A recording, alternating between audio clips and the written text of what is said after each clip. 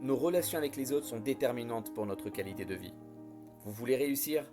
Vous voulez influencer les autres? Les motiver? Corriger quelqu'un sans pour autant gâcher une relation personnelle ou de travail? Eh bien alors cette vidéo vous donnera les 3 premiers principes extraits du livre très connu de Dale Carnegie, Comment se faire des amis, pour ainsi développer vos relations humaines de qualité qui seront nécessaires pour votre réussite professionnelle et personnelle. Alors, voici les secrets qui peuvent transformer votre vie et la mienne si on les suit à la lettre. Principe numéro 1, le grand secret des relations humaines. Complimentez de manière honnête et sincère. Intéressez-vous sincèrement aux autres. Ne faites pas semblant. Il n'y a qu'un seul moyen de persuader quelqu'un. Vous savez c'est quoi? C'est lui donner ce qu'il désire. L'élément motivateur principal de tout individu est le désir d'être important. Tous les besoins sont généralement comblés. La maison, la santé, la nourriture. Mais il y en a un qui est très rarement comblé.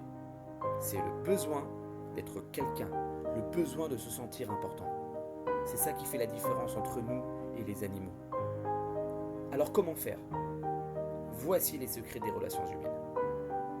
C'est en encourageant et en appréciant sincèrement l'autre qu'on arrive à obtenir le meilleur d'eux-mêmes. Ce qui pousse à avancer, ce n'est pas la critique, mais c'est la motivation. Donc félicitez les gens, soyez généreux en compliments et soyez enthousiastes quand vous le faites. On oublie souvent de féliciter les enfants lorsqu'ils rentrent à la maison avec des bonnes notes, ou encore remercier sa mère ou sa femme pour le repas qu'elle a si gentiment préparé. Mais vous savez, rien ne fait plus plaisir à une personne que de savoir qu'on s'intéresse à elle et qu'on l'apprécie. Alors soyez gratifiants envers vos proches, vos amis, vos connaissances. Vous allez vite vous apercevoir du bonheur que vous semez autour de vous. Cherchez les bons côtés de la personne qui est en face de vous et complimentez-la en étant honnête et sincère.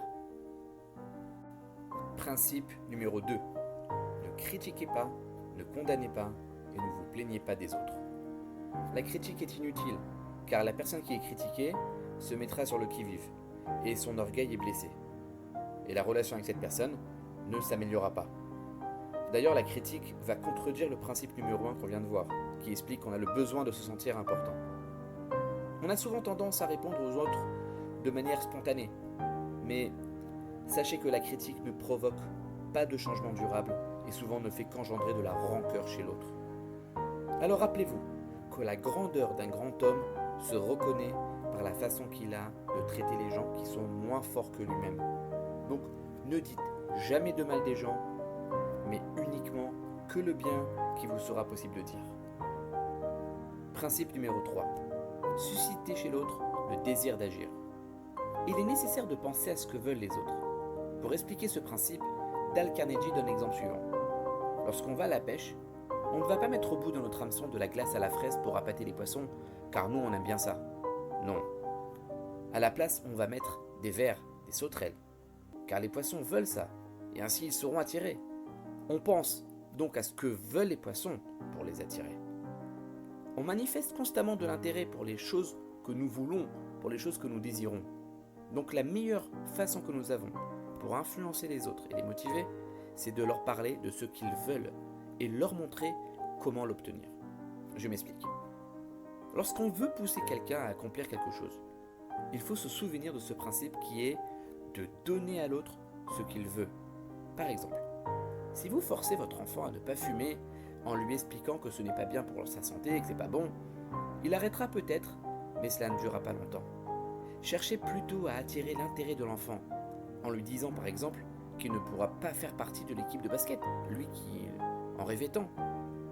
Et là, l'enfant verra son propre intérêt et décidera par lui-même de ne pas fumer. Henry Ford a déclaré que l'un des grands succès de la réussite se trouve dans la capacité à comprendre le point de vue de son interlocuteur et à voir les choses à la fois de son point de vue comme d'une autre. Il y avait une petite fille qui ne voulait jamais manger son petit déjeuner. Les parents ont essayé les punitions, les supplications, les promesses, les cadeaux, mais rien à faire.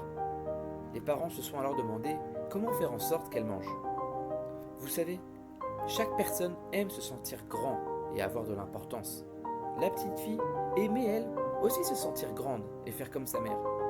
Les parents lui ont donc confié la tâche de préparer elle-même le petit déjeuner, seule. C'est ce qu'elle a fait. Elle a préparé le petit déjeuner et a mangé ce jour-là 2 bols de céréales. Et vous savez pourquoi ? Car elle avait manifesté de l'intérêt pour la préparation du petit déjeuner. Elle a eu l'impression d'être importante. Son désir d'être grande a été assouvi. Alors, exprimer son désir, c'est une nécessité majeure de la nature humaine. Adaptons ce trait psychologique aux relations personnelles et professionnelles.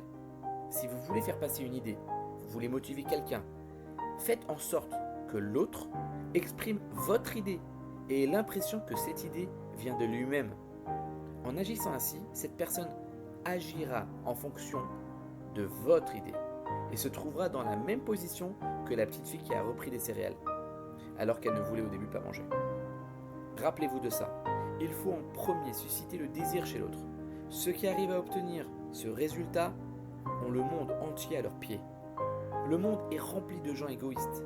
Alors si vous faites partie des rares personnes qui font preuve de générosité et veulent rendre service à son prochain, vous possédez un avantage énorme car vous avez très peu de concurrents. Si vous avez aimé ces principes, ne ratez pas les prochains et abonnez-vous à la chaîne. A bientôt pour le prochain épisode.